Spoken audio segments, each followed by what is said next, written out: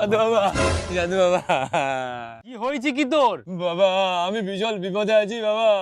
আমার মাথায় অনেক ঝড় তুফান, অনেক বিপদ আমার বাবা। আরে তুই চিন্তা করিস না, তুই বাবার কাছে যখন এসেছিস বাবা তোর সব বিপদ দূর করবে। আর যদি না পারি কালকে সকালে সূর্য ওঠার আগে বাবা ঠিক এখান থেকে কেটে পড়বি। মানে আরে মানটা নিয়ে কিছু নয়, তোর কি সমস্যা আছে খুলি বল ভস্য, নাহলে তোকে করে দেবে ভস্য।